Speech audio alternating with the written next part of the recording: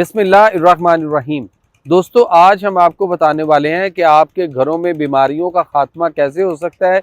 बीमारियां आपके घरों में दाखिल नहीं होंगी और हमें अपने आप को, अपने घर को, अपने अहले खाना को, अपनी फैमिली और बच्चों को बीमारियों से कैसे बचाना होगा।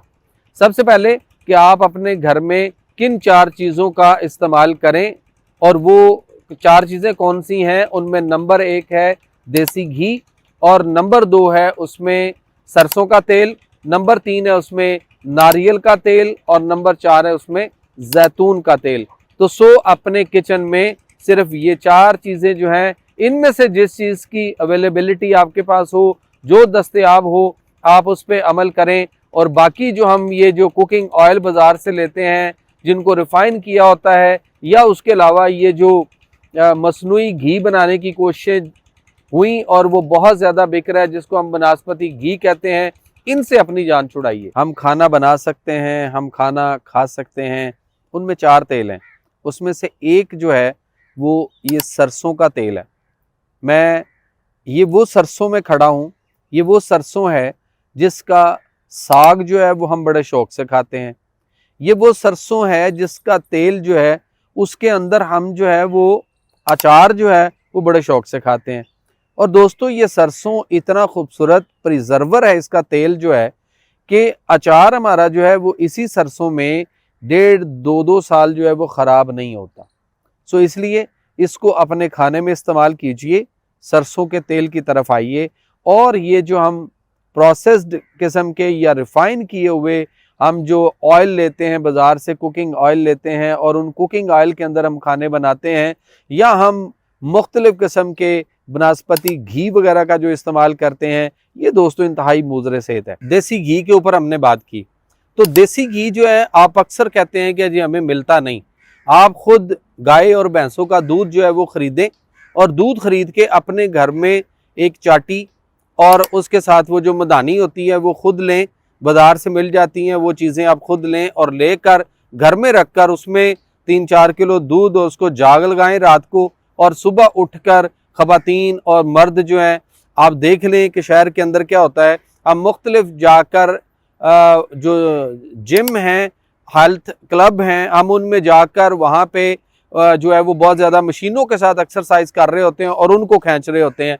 और वही काम अगर हम वहाँ पर जो इतनी फीसें देते हैं, इतने पैसे देते हैं जिम के अंदर, और उसके बाद वहाँ पे मशीनों के साथ जो वर्जिश करते हैं, वही घर में एक चाटी रखी जाए और उसके साथ लस्सी रिड़की जाए और उससे मक्खन निकालकर खालिस देसी घी बनाया जाए, तो बहुत फ़ायदेमंद होगा। हमारी सेहत और तंदुरुस्ती जो है वो वापस लौट आएगी। अभी हमने आपको बताया था देसी घी के बारे में, तो ये रहा देसी घी।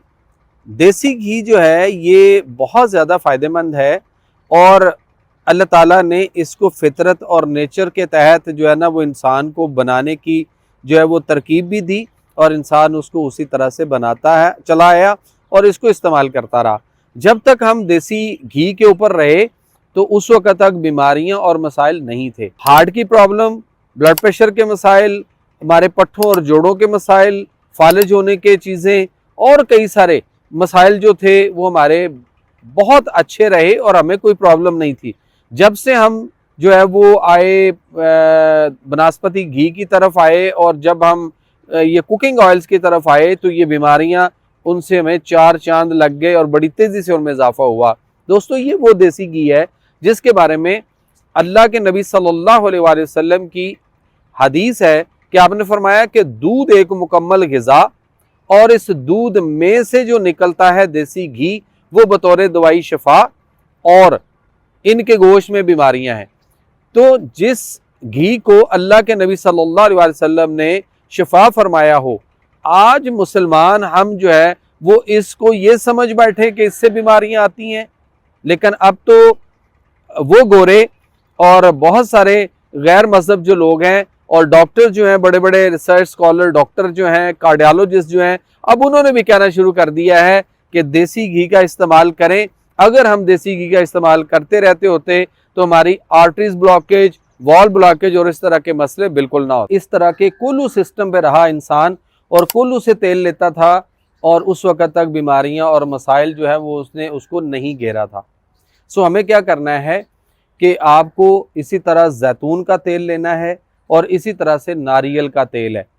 आप इनमें भी खाना बना सकते हैं और अपने आप को बीमारियों से बचा सकते हैं। इसी तरह दोस्तों एक और बात आपको बताता चलूं कि एक गिलास जूस, ये जो डब्बों के जूस हम बाजार से लेते हैं और पैक शुदा जो प्रोसेस्ड फूड में आते हैं, ये तमाम के तमाम जूस और कोल्ड ड्रिंक्स और सॉफ्ट ड्रिंक और एनर्जी ड्रिंक्स जो हैं ये हमें बिल्कुल नहीं लेने चाहिए।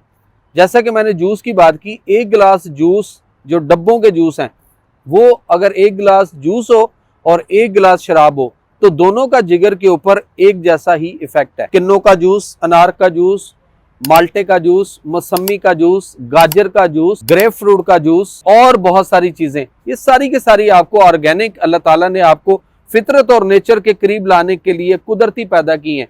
हम इनको छोड़कर हम बाजार के डब्बों के जूसेस और सिंथेटिक और केमिकल चीजों के पीछे पड़े हुए हैं। सिल्वर के बर्तनों को छोड़कर हम वापस मिट्टी के बर्तनों की तरफ आ जाएं, जो कि मिट्टी नेचर और फितरत के मुताबिक है और इससे हमें बेपनाह फ़ायदा हासिल होते हैं।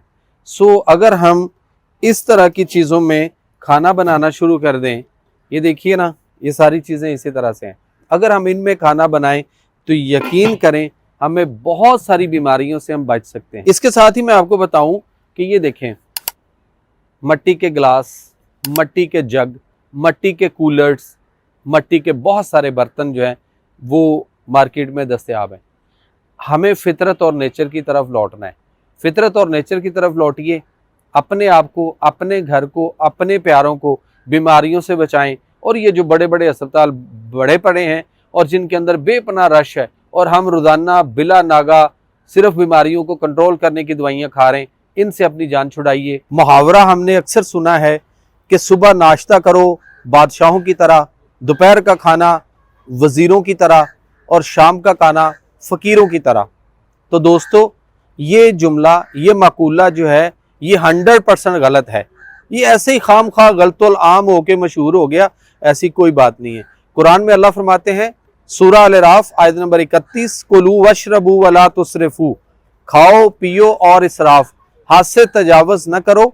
अल्लाह ज़्यादा खाने वालों को, बार बार खाने वालों को पसंद नहीं फरमाता। और मैं कई दफ़ा आपको बता चुका हूँ कि जन्नत में अल्लाह ताला ने फरमाया कि जन्नत में जन्नती कोई ला यानी बात, बेहुदा बात नहीं सुनेंगे, अमन और सलामती के साथ रहेंगे और उन्हें उनका रिज़्क मतवातर सुबह शाम मिलता रहेगा। सो सुबह शाम की बात है, रमज़ान में भी हम सुबह शाम खाते हैं, तो इसी तरह से हमें सिर्फ 2 टाइम खाना है और भूख रख कर खाना है और तलब के मुताबिक खाना और पीना चाहिए। कि जो फ्रेंच फ्राइज आप लेते हैं, एक फ्रेंच फ्राइज का जो टुकड़ा है उसका इफेक्ट हमारी बॉडी के अंदर ऐसे ही है जैसे हमने एक सिगरेट पिया। तो एक फ्रेंच फ्राइज एक सिगरेट के बराबर है। सो इसलिए हम आपको ये बताते हैं और आगाह करते हैं कि अपने आप को फितरत और नेचर की तरफ लौटाइए। फितरत और नेचर जो है उसी पे इंसान को अल्लाह ताला ने बनाया। अल्लाह ताला ने हमें सूरह रूम के अंदर ये फरमाया कि चैप्टर नंबर 30 वर्स 30 अल्लाह फरमाते हैं कि हमने इंसान को अपनी फितरत यानी कानून फितरत पर पैदा किया और उसको सीधा रास्ता, दीन, जिंदगी करने का तरीका, सिस्टम और वे ऑफ लाइफ दिया। इसी को इख्तियार किए रहो। अल्लाह की मखलूक में कोई तगय्युर और तब्दीली नहीं हो सकती, यही सीधा दीन है, मगर बहुत लोग नहीं जानते। तो अल्लाह ताला ने इन शॉर्ट यूं समझ लीजिए कि यहाँ पे ये फरमाया कि अल्लाह के बनाए हुए में कोई तब्दीली ना करना।